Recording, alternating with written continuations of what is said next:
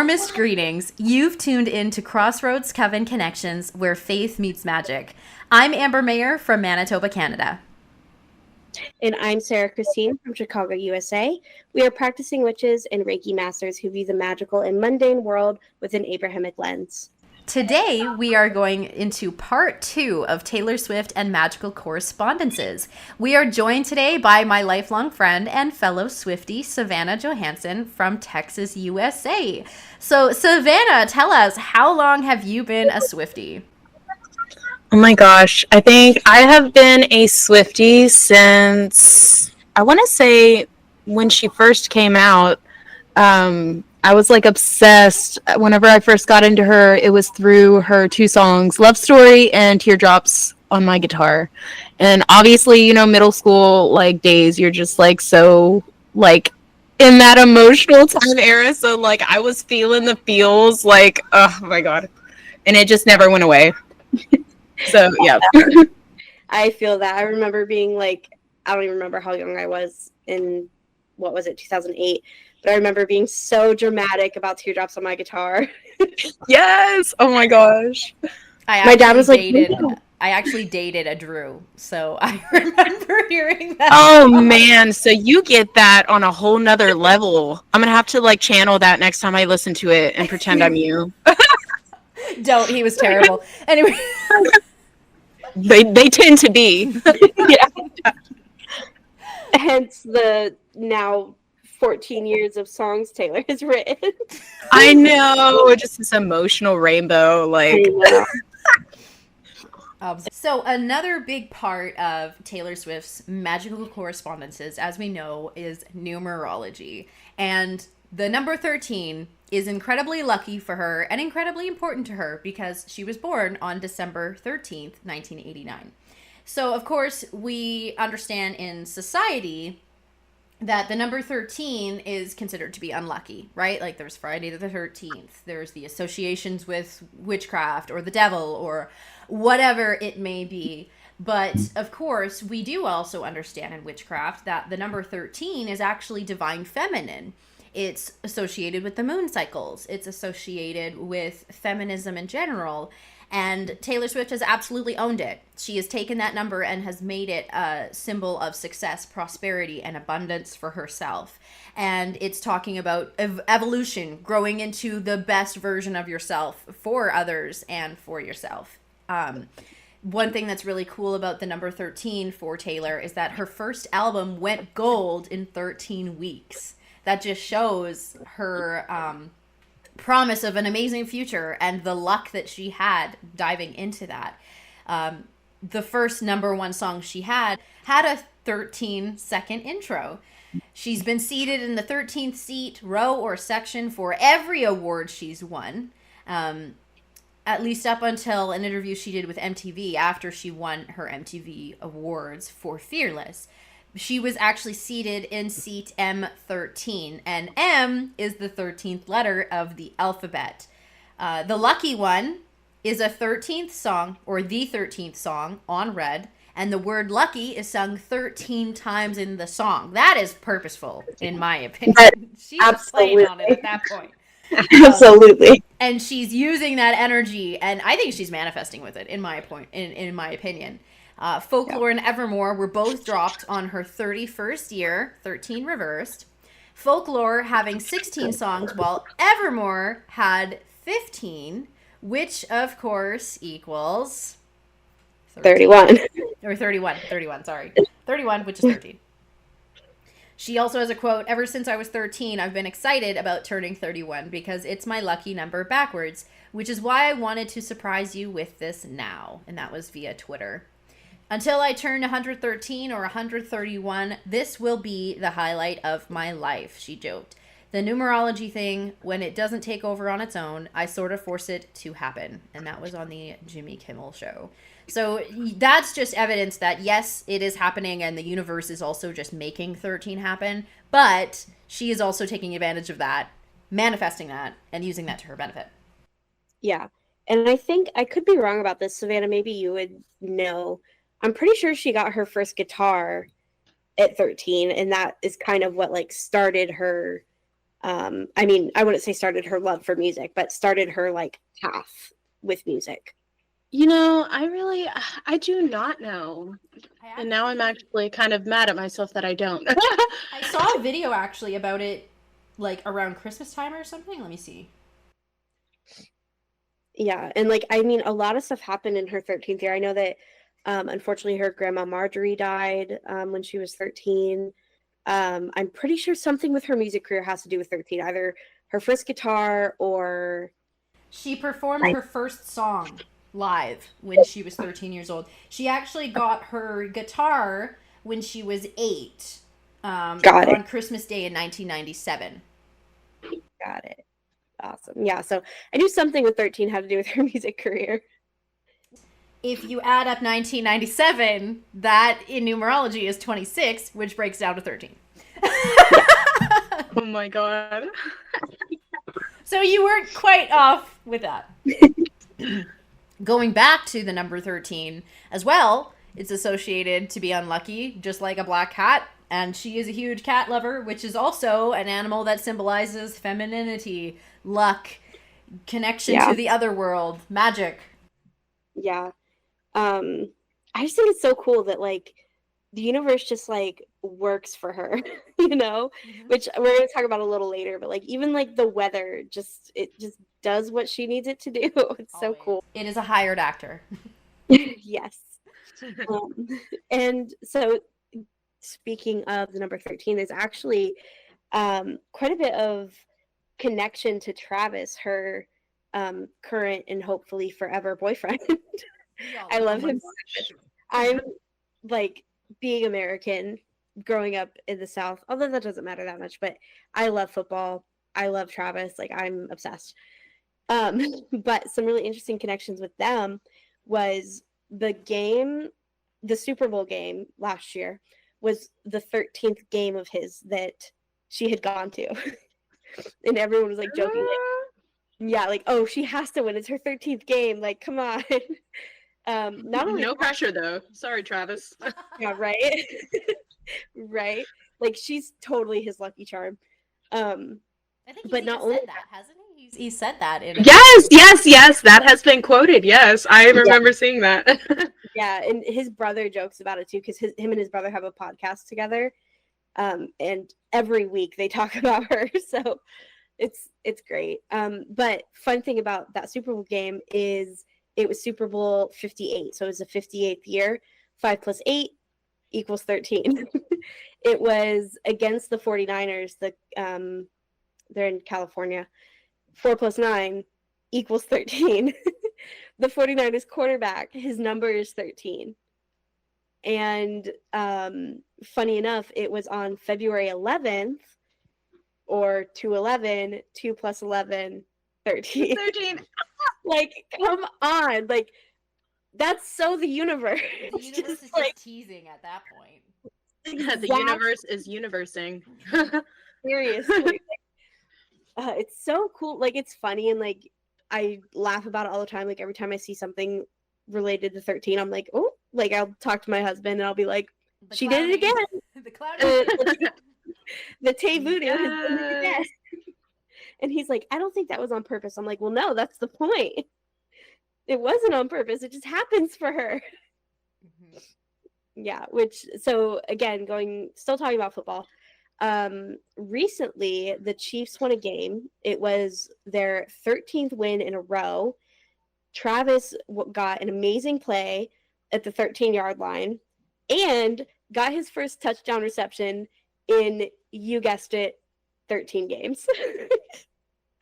Like, we can't make this up. Like, you can't write this. No, like how can you not say that there is some kind of magic there? Like there is something that is going on, whether it is influenced through actual manual magic or whether it's just the universe lining things up for her. There is something going on with that. And of course, we know there are so many other witchy instances as well. Another 13 being the prophecy. It's 4 minutes, 9 seconds, 4 plus 9.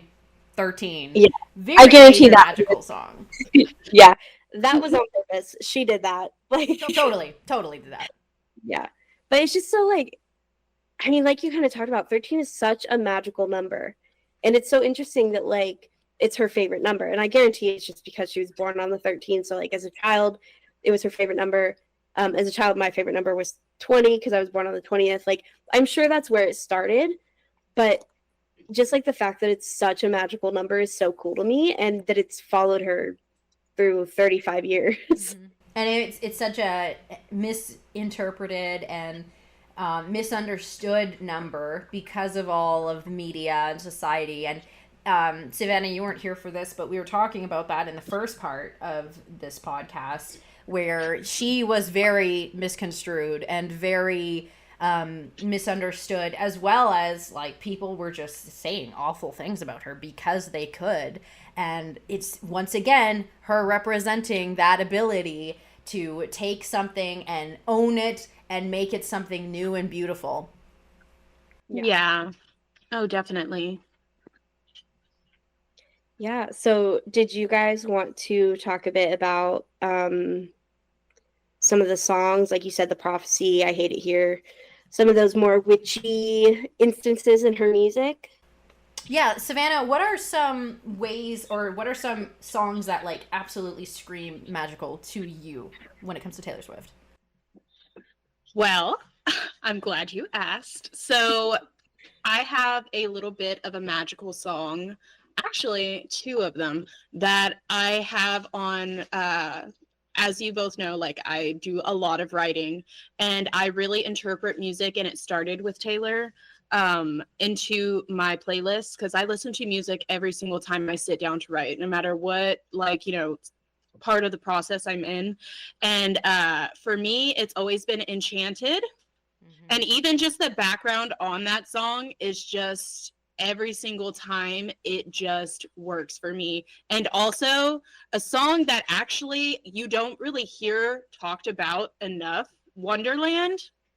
Yeah. That one is just, I can't. Oh, and Sparks Fly. Those would be my top 3 that, like, just really, like, pull it out of me. Like, just the romance, the, like, magic, and oh my goodness, yeah. So those would be my top 3 for that.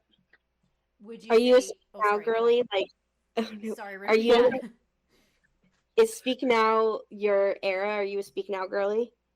I wouldn't quite say that. I feel like nowadays, I feel like it just changes, honestly, because I feel like I've been in just, like, a changing kind of era these last couple years. I feel like right now, especially being Libra and all the talk about, just being in our villain era right now, I find myself more attached to the rep era these days. But for the writing process, just that inner romantic in me, because all of my books pretty much, they base around some sort of romance, like fantasy, but romance. And I always, yes, it's like just an instant pull. Like, I always just get drawn back to those. And yeah, it's honestly too, like, a lot of her songs, depending on when you listen to them too, in your life, like, you get a new experience. It's the same song, but a new experience, like, every single time that you listen to them, depending on where you're at. I don't know if it's like that for you guys or not, but I mean, that could be pretty magical too. Just like watching a movie and noticing things the second time around that you didn't necessarily see, or see it through a different lens than you did the first time, which I feel like is honestly kind of like what kind of makes her music special too. And for a little bit of context for our listeners as well, Savannah is not only one of my very good friends, but she is a phenomenal writer, and she does focus a lot of, like, romantasy in her themes. And it's so interesting to me that not only do you, like, implement Taylor Swift into your playlist, but we are all book readers here. We all love a good smut, and Sarah included. And it's so funny because Sarah! because when we are listening to a lot of these books playlists that we've been reading lately, there's Taylor Swift on them. Always, at least. I wonder why. Yeah, exactly. Actually, and Savannah and I are writing a book, Fate of the Moon, which talks about Celtic werewolves, and one of the songs on the playlist, actually quite a few of them are Taylor, but one of them being Love Story, right? Yeah. Yeah, it's like it's so magical how inspiring she is. And like you said, Savannah, like depending on where you are in your life when you listen to her songs, like Amber and I talked about this in part one, but even if you haven't had like a dramatic breakup or somebody who's hurt you or significant other who's hurt you that way, you can relate to it. Like if you've had like a sticky situation with like a father, a brother, an uncle, like just a boss, like any male figure Exactly. in your life, you can relate to so many of her songs. Even her song The Man, I feel like every woman can Oh yeah. relate to that at some Oh yeah. point in their life, right? Like we all have Absolutely. that idea. Even Beyonce wrote that song If I Were a Boy. Like we all have that idea of like what would it have been like, would my Right. life had been easier, right? Yeah. And it goes over to the song I Hated Here, which Sarah, you were talking a lot about it showing a lot of astral projection. Yeah, so to me, I actually feel like this song kind of calls back to folklore and Evermore, and it makes me think that those songs were written in like maybe not written in the astral plane, but I definitely feel like she had to escape to a different world in order to write those, right? She mentions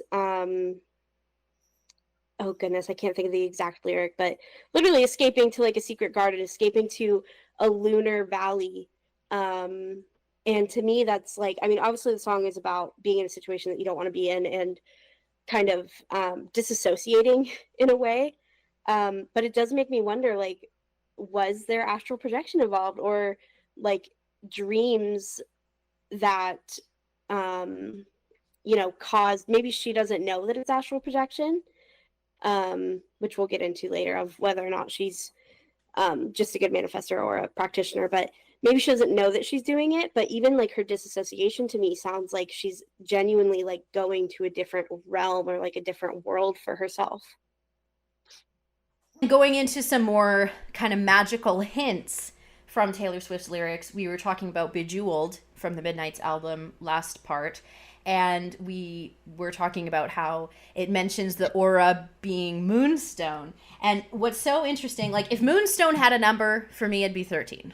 because moonstone is a very, once again, feminine crystal, divine feminine, entering that kind of energy, bringing out that nurturing and calmness in yourself or even toward yourself. It's also fantastic for fertility. I've used it during fertility issues or even during labor. And it's a stone for emotional healing, physical healing, metaphysical properties in general, love, romance, protection, all these things that she has shown again and again through all of her music. So that, I think she had to be a little witchy to understand what that meant. Yeah, for Oh, sure. for sure. Savannah and Amber, actually, what is y'all's opinion? Like, do you think that there was astral projection involved, or do you think it was just like disassociation? Or I guess honestly, for me, they're kind of the same thing. Me too. Me too. Yeah.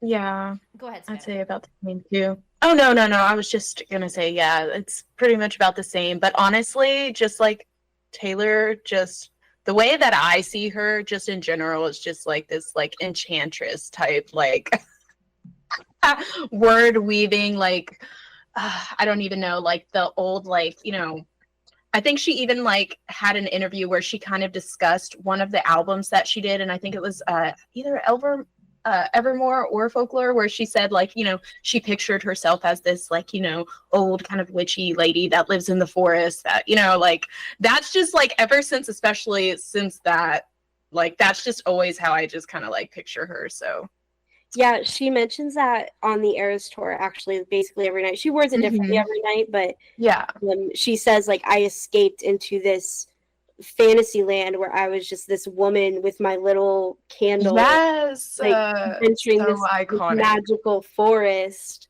So, yeah.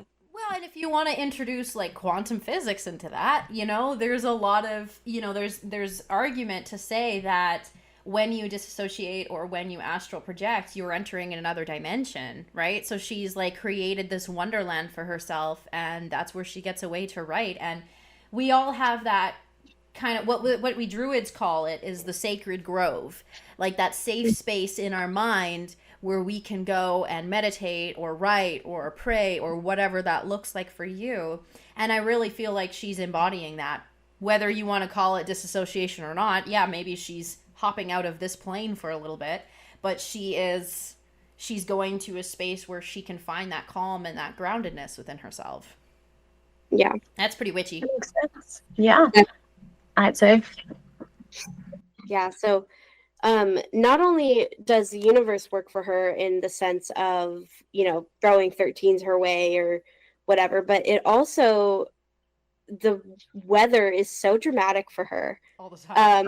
Oh my gosh, yes. That just lives rent-free on my TikTok page and my mind. Always. Facebook Reels. Yes.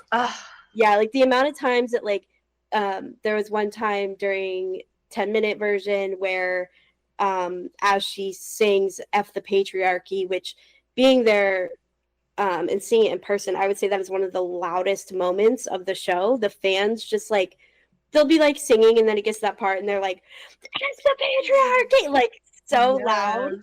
Right when she sang that, lightning, I think it was just heat lightning, but lightning strikes.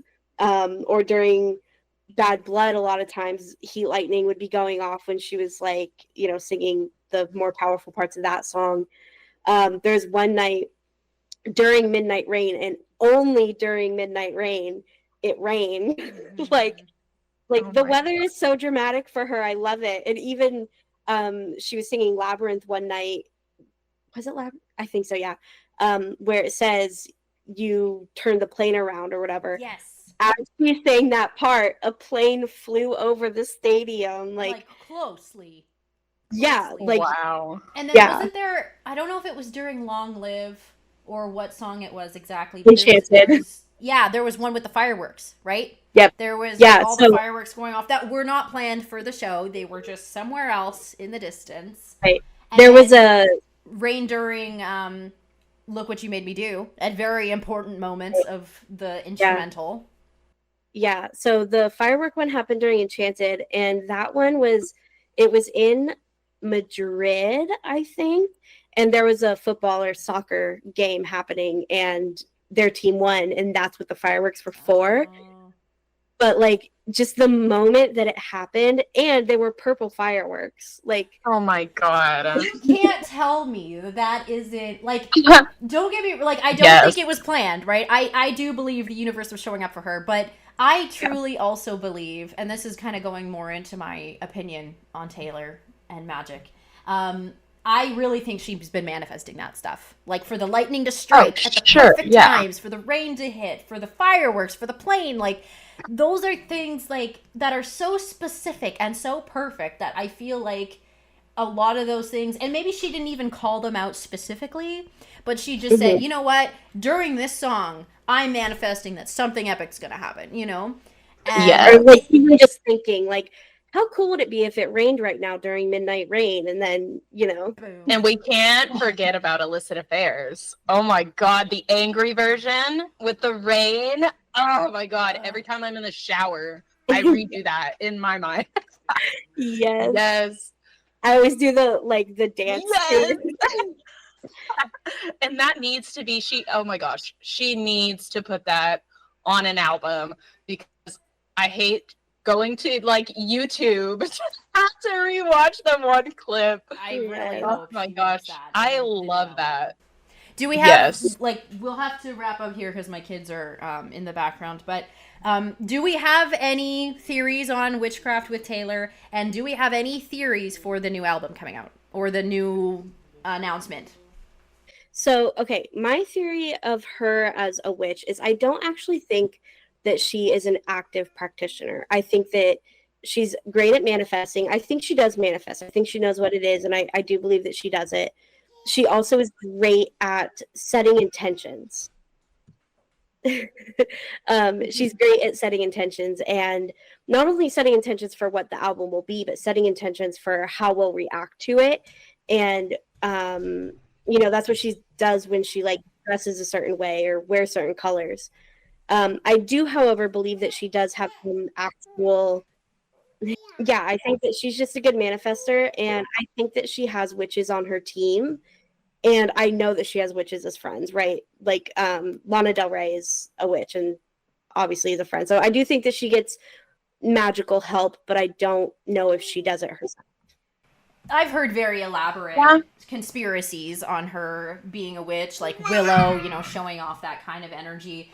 And like I had one person, and this is a mutual, Sarah, that was saying like, oh yeah, like Stevie Nicks is like her coven leader, and like all this stuff. Whereas like, okay, we can't go that far. Like Stevie Nicks has literally admitted that she is not a witch. She just kind of plays on it for, she has some witchy things, but she's a spiritual person, but she admits to not being a witch. And I think it's the same kind of energy from Taylor. But what would you say, Savannah? I don't know. I honestly feel like Sarah really did say it best. I feel like that's exactly kind of like how I feel with the situation. So, yeah, very well said, Sarah. All right. Well, thank you, Savannah, so much for joining us today. Oh yeah, thank you for having me. It's been so great. Yeah, we'll definitely have you back on the show again soon. But also Savannah's hoping to start her own podcast, so once we get that information, we will give you a shout out for that.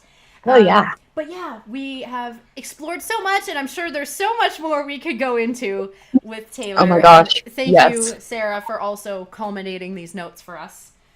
Yes, as the main Swiftie leading this group, the cover, so to speak. But anytime I get to talk about or write about Taylor Swift, I'm doing it. Yes. That is my cue, though. Much love, everyone. Blessed be.